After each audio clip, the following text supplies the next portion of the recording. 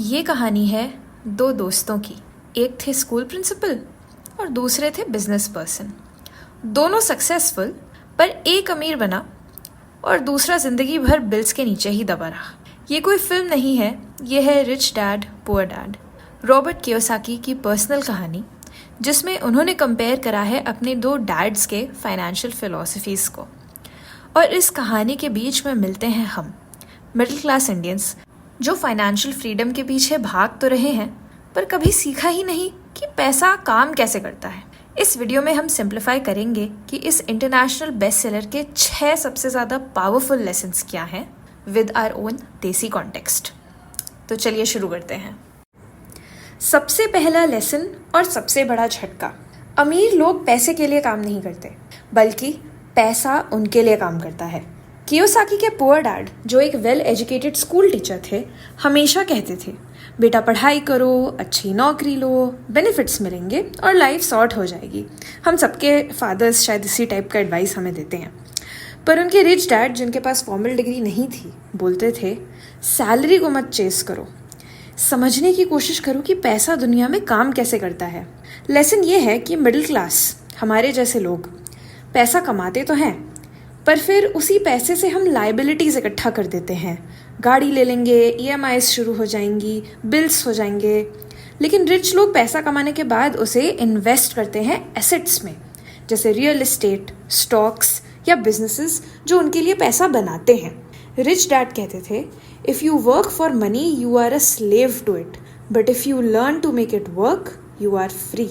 तो अब जब नेक्स्ट टाइम आपके पास आपकी सैलरी आएगी तो अपने आप से पूछिएगा कि मैं पैसा कमा रहा हूँ या पैसा ही मुझे चला रहा है। अब हम समझते हैं फाइनेंशियल लिटरेसी क्या होती है और ये क्यों ज़रूरी है। पुअर डैड बोलते थे मैं वेल एजुकेटेड हूँ इसीलिए सेफ हूँ, लेकिन रिच डैड बोलते थे कि अगर तुम्हें पैसा हैंडल करना नहीं आता तो तुम जितना भी कमा लो सब वेस्ट हो जाता है। तो ये लेसन ये कहता है कि इट इज़ नॉट अबाउट कि आप कितना पैसा कमा रहे हैं, इट इज़ आपके आप कितना पैसा संभाल पा रहे हैं।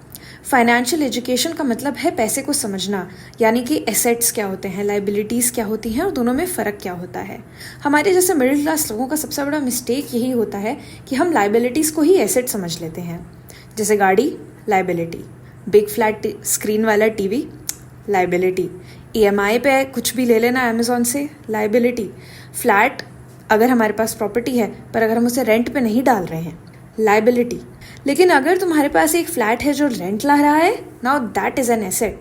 शेयर मार्केट से आपको डिविडेंड आता है, वो भी एसेट है। अगर आपका पैसा बेसिकली पैसा कमा रहा है तो दैट इज़ एन एसेट। तो रिच डैड का एक गोल्डन रूल था कि ऐसे एसेट्स खरीदो जो आपकी जेब में बैठे बिठाए पैसे डालें। और पुअर डैड का प्रॉब्लम ये था कि उनके खर्चे ही उनकी इनकम के साथ साथ बढ़ते चले जाते थे। ये एक फाइनेंशियल ट्रैप है। तो अगर आपको आगे चल के फाइनेंशियली इंडिपेंडेंट बनना है तो बेसिक अकाउंटिंग समझनी पड़ेगी, इनकम स्टेटमेंट, बैलेंस शीट और कैश फ्लो। CA नहीं बनना है, MBA भी नहीं बनना है, पर फिर भी ये समझना बहुत ज़रूरी है कि पैसा फ्लो कैसे करता है, कैसे हाथ से निकलता है, कैसे आ जाता है। कियोसाकी बोलते हैं कि money without financial intelligence is money soon gone.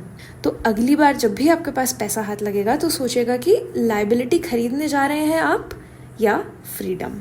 अब हम चलते हैं हमारे अगले लेसन की ओर। इसके पहले एक बात जो हमको समझ लेनी चाहिए, इसकी कियोसाकी ने ये बुक अमेरिका के पर्सपेक्टिव से लिखी है, वो भी 90s के अमेरिका। तो हमें अपने आप से इसके कुछ एग्जाम्पल्स के लिए ये सोचना पड़ेगा कि वो इंडियन कॉन्टेक्स्ट में कितना एप्लीकेबल है। जैसे रियल एस्टेट की ग्रोथ यहाँ पे और अमेरिका में डिफरेंट होती है।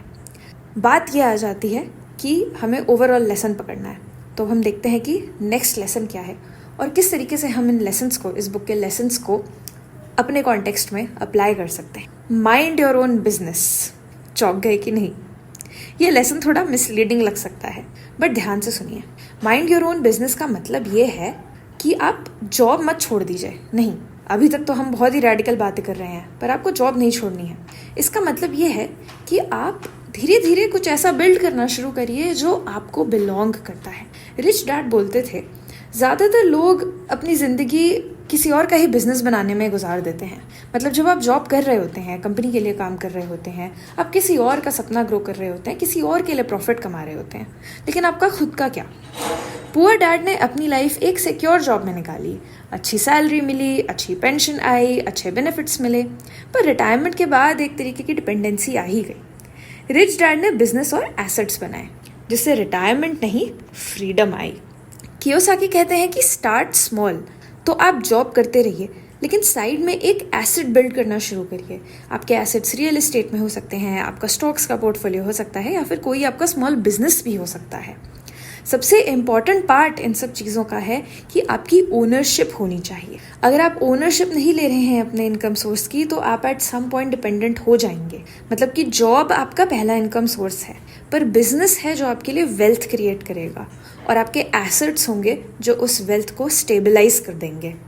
तो नेक्स्ट टाइम जब भी आप अपने ऑफिस में हैं, एक नोटबुक निकालिए और लिखना शुरू करिए कि अब मेरा बिजनेस क्या क्या है, मैं क्या बिल्ड कर रहा हूँ या कर रही हूँ।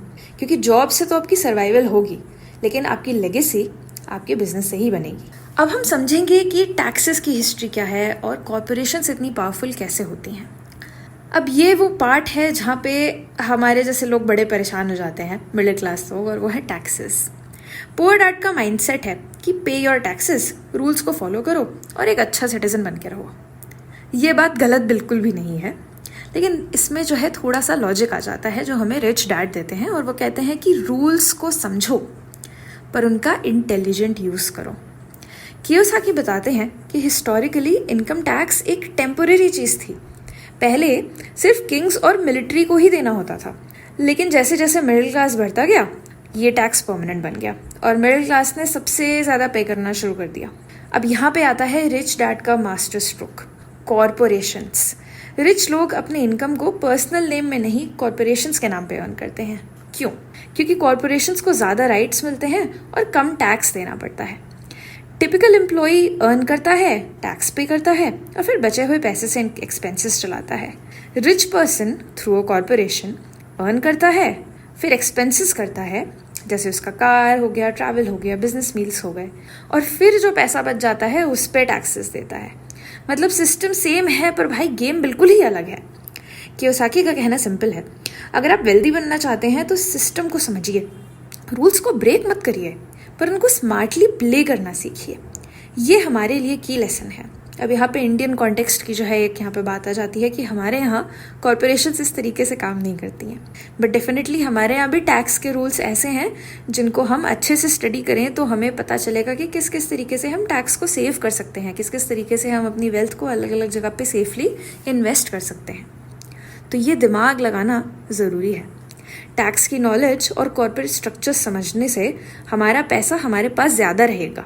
और हाँ, ये लेसन सिर्फ बिजनेस ओनर्स के लिए नहीं है। अगर आप फ्रीलांसर हैं, क्रिएटर हैं, सैलरीड हैं, आप स्मॉल बिजनेस, एलएलपी, इस तरीके के ऑप्शंस को भी एक्सप्लोर करके टैक्स एफिशिएंसी को एक्सप्लोर कर सकते हैं। तो रिच डैड का मंत्रा ये है कि फाइनेंशियल नॉलेज ही आपको फाइनेंशियल पावर देगी। तो पैसा बनाने से पहले उसे बचाना ज़रूर सीखिए। अब आते हैं बॉस बिल्कुल ही अलग बात पे, और वो ये है कि रिच लोग पैसा इन्वेंट करते हैं। ये लेसन सबसे ही ज़्यादा एक्साइटिंग है और शायद थोड़ा स्कैरी भी है कि रिच लोग पैसा कमाते नहीं हैं बल्कि पैसा बनाते हैं। इसका मतलब क्या है? मतलब कि अपॉर्चुनिटी को ढूंढना, उसका रिस्क समझना और फिर बोल्डली मूव करना। पुअर डैड का माइंडसेट था कि स्टेबल नौकरी ले लीजिए, रिस्क मत लीजिए और सेव करिए। रिच डैड कहते हैं कि अपॉर्चुनिटी तो सबके सामने होती है, लेकिन कुछ ही लोग उसे पकड़ पाते हैं। कियोसाकी बोलते हैं कि फाइनेंशियल इंटेलिजेंस का असली यूज़ तब होता है जब आप अपॉर्चुनिटी को देख के पैसा इन्वेंट कर पाएँ।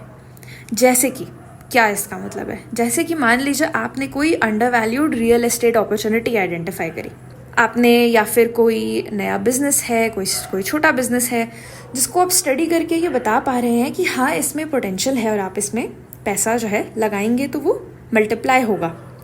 इसके अलावा कोई आपका खुद का आइडिया भी हो सकता है, कोई भी क्रिएटिव आइडिया जिसमें आपको लग रहा है कि हाँ इसको अच्छे से मोनेटाइज किया जा सकता है, तो उसको आपको करना चाहिए। रिच पीपल क्या करते हैं? वो अपनी क्रिएटिविटी यूज़ करते हैं, वो अपनी फाइनेंशियल एजुकेशन यूज़ करते हैं, उनका नेटवर्क होता है, एंड ऑफ कोर्स वो ये सारी चीज़ें टाइमली और स्पीडली कर सकते हैं क्योंकि अपॉर्चुनिटी टाइम का भी गेम होती है। ये टैलेंट गॉड गिफ्टेड नहीं है, ये सब चीज़ें आप डेवलप कर सकते हैं टाइम के साथ। कियोसाकी खुद भी एक बारी ब्रोक हो गए थे, पर उन्होंने कुछ अपॉर्चुनिटी देखी कि चलो लाइसेंस राइट्स वो जो है वॉलेट डिज़ाइन के, जो उन्होंने खुद भी मैन्युफैक्चर नहीं करा था, वो उसके सेल कर पाए और वहाँ से उनके पास पैसा आना शुरू हो गया। देखिए लेसन सिंपल है यहाँ पे कि अगर आप जॉब सिक्योरिटी को ही प्रायोरिटाइज करते रह जाएंगे, उसी के बारे में सोचते रह जाएंगे, तो आपकी इनकम रहेगी पर वो फिक्स्ड इनकम रहेगी। बट अगर आप एंटरप्रेन्योरियल माइंडसेट लेते हैं, एक क्रिएटिव माइंडसेट लेते हैं, मल्टीपल अपॉर्चुनिटीज़ के बारे में सोचते हैं, तो आपके पास लिमिटलेस इनकम आने का स्कोप रहता है। अगर आपका थॉट प्रोसेस ये है कि मुझे तो पैसा बनाने का आइडिया ही नहीं आता है, आइडिया की बात नहीं है। अच्छी न्यूज़ ये है कि फाइनेंशियल एजुकेशन आइडियाज़ की बात नहीं है, but rather it is about training your mind to recognise opportunity, यानी प्रॉब्लम सॉल्विंग, कोई गैप आइडेंटिफाई करना जहाँ पे आप उसे सॉल्व कर पा रहे हैं। ये लेसन आपको कंफर्ट जोन से बाहर निकालने पे पूरी तरीके से मजबूर करेगा। आपको निकलना पड़ेगा, आपको सोचना पड़ेगा चीज़ों के बारे में, बट इसी में रियल ग्रोथ है। तो नेक्स्ट टाइम जब आपसे कोई बोले कि टाइम सही नहीं है, नहीं रिस्क नहीं ले सकते, तो आपको ये सोचना चाहिए कि टाइम को सही बनाया कैसे जा सकता है। आज का आखिरी लेसन हमको रॉबर्ट कियोसाकी के अलावा रणछोड़ दास श्यामल दास चांचड़ ने भी दिया था, और ये लेसन है कि लर्न करने के लिए काम करिए, बल्कि पैसे के लिए मत काम करिए। पैसे के पीछे मत भागो, बल्कि एक्सेलेंस को चेज करो। याद आया? पुअर डैड बोलते थे कि एक अच्छी जॉब पकड़ो, प्रमोशंस मिलेंगे और लाइफ सेट हो जाएगी। रिच डैड बोलते थे कि काम पैसे के लिए नहीं, प्रमोशंस के लिए नहीं, कुछ सीखने के लिए करो, और यही लेसन आपका पूरा गेम बदल सकता है। रॉबर्ट कियोसाकी ने खुद कई जॉब्स किए, पैसे के लिए नहीं बल्कि अलग अलग स्किल्स सीखने के लिए। सेल्स सीखने के लिए जेरोक्स कंपनी में काम करा, रियल एस्टेट अंडरस्टैंडिंग के लिए मार्केट में घूमे, इन्वेस्टमेंट सीखने के लिए मेंटर्स के साथ काम करा। अब देखिए, शायद हमारे पास इतना डाइवर्स काम करने की भी लग्जरी नहीं होगी, लेकिन जहाँ जहाँ पे आप एक्सपीरियंस ले रहे हैं, सीखने को अपनी फर्स्ट प्रायोरिटी बनाइए। इसी तरीके से आप अपॉर्चुनिटीज़ को आइडेंटिफाई करना सीख पाएंगे। कियोसाकी कहते हैं कि अगर आप फाइनेंशियली स्ट्रांग बनना चाहते हैं तो आपको मल्टीपल स्किल्स आनी चाहिए। आपको सेल्स का आइडिया होना चाहिए, आपको मार्केटिंग का आइडिया होना चाहिए, आपको इन्वेस्टिंग का, लीडरशिप का, नेगोशिएशन का, इन सब स्किल्स का आइडिया होना चाहिए। इसमें से जो जो आप अपनी जॉब पे सीख पाए उनको जॉब पे सीखने की कोशिश करिए। उसके अलावा आजकल तो इतने ऑनलाइन कोर्सेज होते हैं, इतनी वीडियोज़ होती हैं, हमारे पास कोई सप्लाई का कोई एंड ही नहीं है, तो ये सब चीज़ें हम सीख सकते हैं। अब एक स्किल पे परफेक्ट होने का ज़माना नहीं रहा, अब गेम है सारा वर्सेटिलिटी का। पुअर डैड का फोकस था कि स्पेशलाइज करो, बट रिच डैड का फोकस है कि अपने स्किल सेट को डाइवर्सिफाई करो। कियोसाकी बोलते हैं कि स्कूल हमको एक जॉब के लिए ट्रेन करता है, पर लाइफ तो हमें पूरी दुनिया ही चलाने को बोल देती है। इसीलिए चाहे आपको बॉस बनना हो या अपना वेंचर रन करना हो, इन सब के लिए आपका बिगेस्ट एसेट आपका लर्निंग माइंडसेट ही है। और हाँ, ईगो तो भाई हटाना पड़ेगा। जब कियोसाकी ने सेल्स जॉब ली थी तो उनके सारे एजुकेटेड फ्रेंड्स ने बोला कि यार तुम तो इतने टैलेंटेड हो, सेल्समैन बन गए। पर उन्होंने बोला कि मैं सेल्समैन नहीं, फ्रीडम सीख रहा हूँ। तो अगले टाइम जब आप जॉब या कोई प्रोजेक्ट चूज़ करें तो सिर्फ सैलरी को या अपने कॉम्पनसेशन को अपने दिमाग में मत रखिए। ये भी देखिए कि क्या ये अपॉर्चुनिटी मुझे ग्रो करने की अपॉर्चुनिटी दे रही है, क्या मुझे कोई नया स्किल आएगा। क्योंकि सैलरी तो आपको चलिए मिल जाएगी, आप चाहे ये करें चाहे वो करें, पर स्किल एक ऐसी चीज़ है जो आपको एम्पावर कर देगी हमेशा, जो है किसी ना किसी नए तरीके से पैसा बनाने के लिए। तो रिच डैड का फाइनल मंत्रा ये था कि the more you learn the more you earn. And this is not just money, सिर्फ पैसे की बात नहीं हो रही है, आप अपनी फ्रीडम, अपनी ग्रोथ और अपने ऑप्शंस को एक्सपैंड करते हैं जब आपको ज़्यादा से ज़्यादा चीज़ें आती हैं। तो ये थे 6 lessons rich dad poor dad के जो आज हमने कंसिडर करे। तो एक बार जल्दी से इनको कंक्लूड कर लेते हैं, रिवाइज कर लेते हैं और सब कुछ रैप अप कर लेते हैं।